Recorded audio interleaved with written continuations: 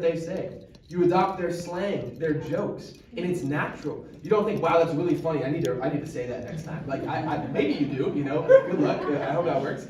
But so many times you see a word or some slang or a joke catch fire, and next thing you know, you see your whole family saying it. You're like, whoa, did I do that? Like, is this because of me? Right. The same thing happens with God.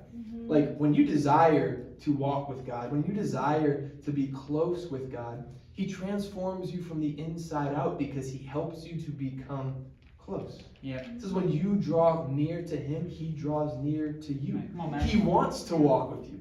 He wants to be close with you. There aren't these huge obstacles or barriers in the way. As you draw closer to Him and enjoy it, the reciprocal is happening from Him. Yeah. To desire to be in His presence is the thing that I want you guys to focus most on. When you think about all of the things encompassed with Micah chapter 6:6, this is it right here. Walk with God. Yeah. And over time, you will find your heart naturally aligning with His.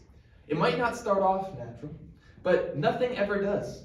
You'll have to force yourself to open up the Bible, to pray.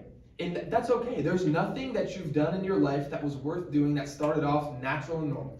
You had to learn how to study. You had to learn how to work. You had to learn how to play that sport, how to engage in that task. There is a period of time where it is just wrestling yourself into figuring it out. But for me, the hardest part of my day every morning is waking up and opening my Bible.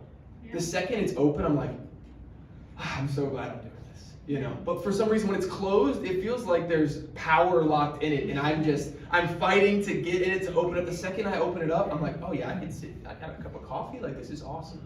And it's that turn that's hard. And so every day, I need 25 seconds of self-denial and courage to open my Bible and sit down and be with God. And then just let Him take the wheel, right? It starts off as a wrestle. It becomes natural. And over the years, I've been a Christian it'll be 12 years in May. And every year it gets easier. Because every year I want to be with God more. Right? And the idea of walking with God is such a beautiful picture. I love the imagery that comes with it, right? How many of us have been on a walk with someone before? Yeah? Got some walkers out here. Michigan, people be outside in the summer. It's awesome. I love it. What is the purpose of a walk? Typically, it's, I like this person and would like to spend some more time with them. I'd like to talk to them. I'd like to listen to them. I'd like to be with them. You don't often go on walks with people you don't like, right? Maybe that's just me, but that would be a long walk, right? Like, I'm hoping it's a quick loop around something, because it's like, yeah, you want to do like an 8-mile walk? I'm like, no, How do I say this politely? I'm not really sure, right? But, man, to walk with God means I desire to know Him. I desire to be known by Him. I want to share about my life. I want to talk about what's going on. I want to listen to what they have to say. And so I want to walk with God. It is such an amazing visual, and it is so refreshing. You don't realize how slow time passes until you turn off your phone, turn off your music, and go walk and pray with God. It is such an amazing thing. It should be refreshing. It should be restorative. You should feel more willing to forgive, more willing to do the right thing after being in God's presence. But not all walks are created equal. Some walks are gorgeous, 60 degrees, sunny. It's all good. Talk about it. And then other times you're walking, maybe like through a theme park, and there's 8,000 people shoulder to shoulder with you. And there's a 5-year-old puking up like 3 pounds of popcorn and cotton candy, and you're like, someone better clean that up. Like, I know you don't see it, but I see it. Someone needs to do something. And then you look around and you say, where are my parents? I'm at Disney World. I've lost my parents. It's terrifying. When you're on a walk and other things are taking over the purpose of your walk, maybe you're walking to the next ride. Maybe you're doing the next thing. The theme park is alive in our minds, hopefully. Maybe you've been there and you've realized I've lost the people I'm with. That is exhausting, because I have to stop, turn around, I'm looking for them, I'm finding them. Did I go too fast and leave them? Did they go too fast and I stopped? There is so much stress and anxiety that comes with trying to find your party again. And I find sometimes our walk with God can be that way. When our purpose isn't just to be close with God, and our purpose becomes misaligned, sometimes we forget God's on the walk with us. And we're going and we're fast and we're there and we turn around, God isn't as all. oh snap, where did he go? Did I leave him? Did he leave me? Am I supposed to be here? Like, those things can happen, and Christianity can become exhausting if you feel like you're constantly having to run to catch up to God, or to stop, turn around, and look. I find that the walk is best served when the purpose is to know and to love the person you're with. But we are so fragile and susceptible to idolatry, to having job, work, loved ones, kids take the center stage, and we don't realize we're not walking with God until things start to go wrong. And then it's kind of like, wait a second, where am I? Where's God? You know, and we do that. Yeah. Walking with God is meant to be a constant, everyday checking. When I'm praying, I'm talking to Him. When I'm reading, I'm listening to Him. And when I'm on the walk and I'm constantly engaged with the person I'm walking with, I don't have to worry about, am I getting too far ahead? Am I lagging too far behind? And in that way, it is restorative and refreshing. You know, I think we have to remember this quote. It says, if we no longer feel close to God, it isn't because He moved, it's because we did. Wow. Right? God desires to be next to you, to be with you, to be close to you, to be walking with you. And so sometimes we turn around and say, where did God go? It's a good question to ask ourselves, like, where are we now? Like, where did I lead my walk? Yeah. And when we find our walk with God feeling more like a theme park than a nature walk, it's because of something that we have done.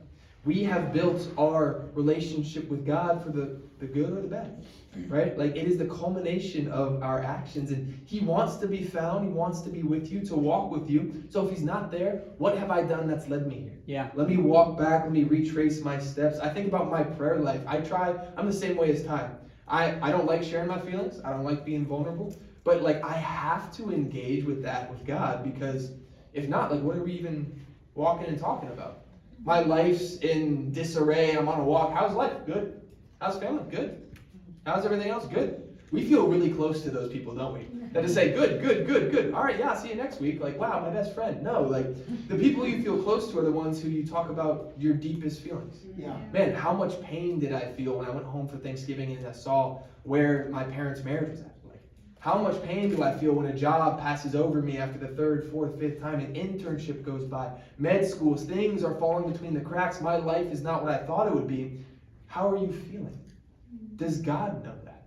Right? Those are the walks that are meaningful, is when you share the actual state of your heart. You know, I have a really convicting thought for me, is if I stripped away God's omnipotence, His ability to know everything, and everything He knew about me was just what I have prayed, just what I have told Him about, just what I have asked Him for. Yeah.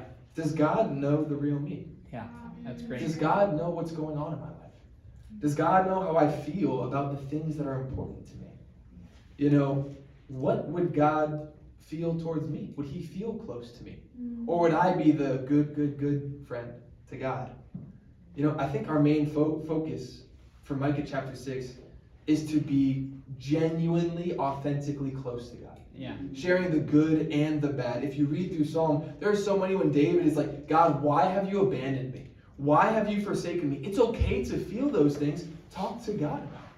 Right? You have some of the most heated arguments in your life with the people you love the most.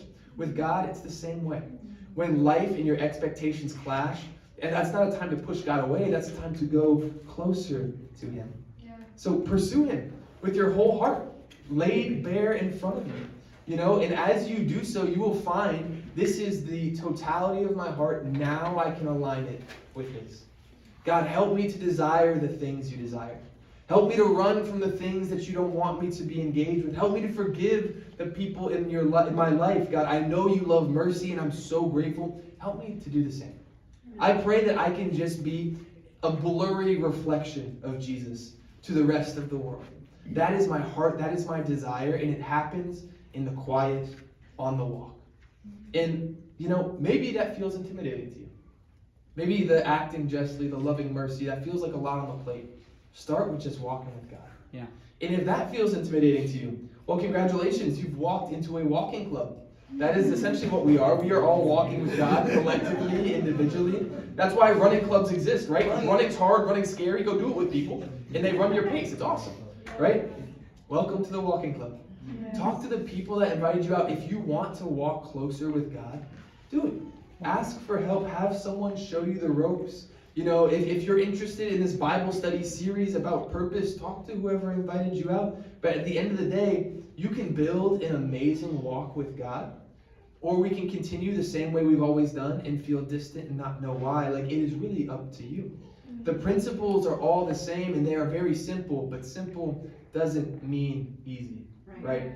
And so when I think about the guy asking the question to God, right, what do I need to bow before the Lord with? I'm left really grateful that it's not a riddle, that it's not confusing, and that it starts every day with just me alone with my Bible, just being close to God. I want to leave you guys with this one quote, and then I'll pray and close this out. It says, "The great spiritual temptation is to be relevant, spectacular, and powerful. But the real challenge is to be fully present to God, trusting that being with Him is enough. When we rest in God's presence, we discover that we do not need to prove ourselves because we are already held in love." Let's pray.